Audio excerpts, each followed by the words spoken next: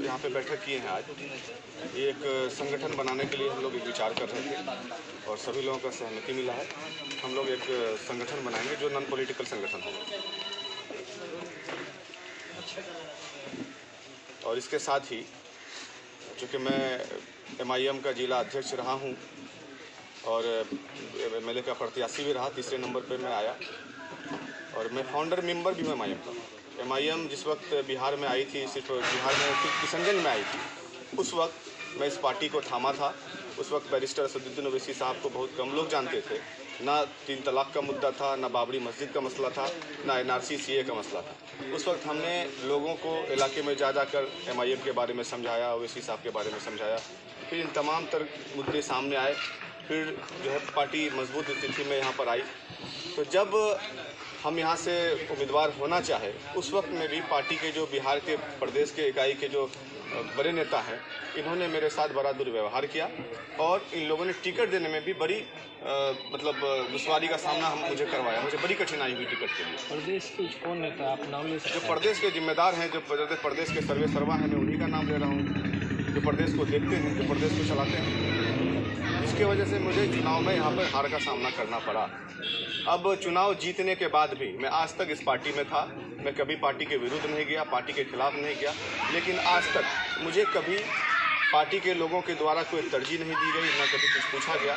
इसके लिए मैं प्रदेश के इन बड़े नेताओं के रवैये से आज ही जाकर मैं पार्टी को छोड़ रहा हूँ। पार्टी से मैं त्यागपत्र दे रहा हूँ। तमाम मेरे समर्थक मेरे साथ हैं, क्योंकि ओवैसी साहब बहुत अच्छे लोग हैं। ओवैसी साहब मुसलमानों की, दलितों की, वंचितों की लड़ाई लड़ते हैं।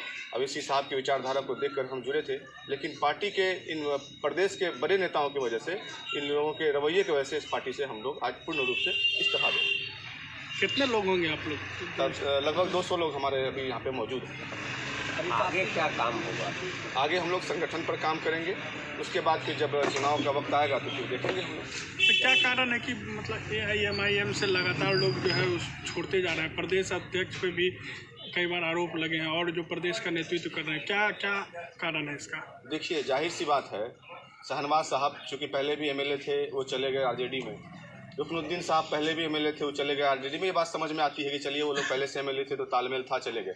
लेकिन चारों का एक साथ चले जाना दर्शाता है कि जरूर कहीं ना कहीं अब्दुल ईमान के तरफ से उन लोगों के पर जो कोई शोषण हुआ, उन लोगों की तरफ से कुछ मामला हुआ, जिसकी वजह से वो लोग आज ही जाकर पार्टी छोड़ दिए।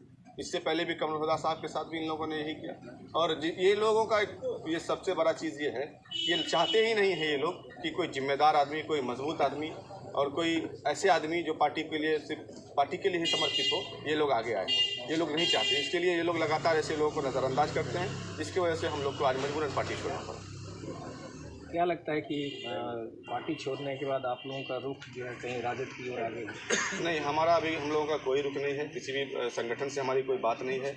हम लोग किसी पार्टी, पॉलिटिकल पार्टी को भी कोई ज्वाइन नहीं करेंगे। जब वक्त आएगा, जब समय आएगा, फिर हम लोग फैसला करेंगे क्या करेंगे।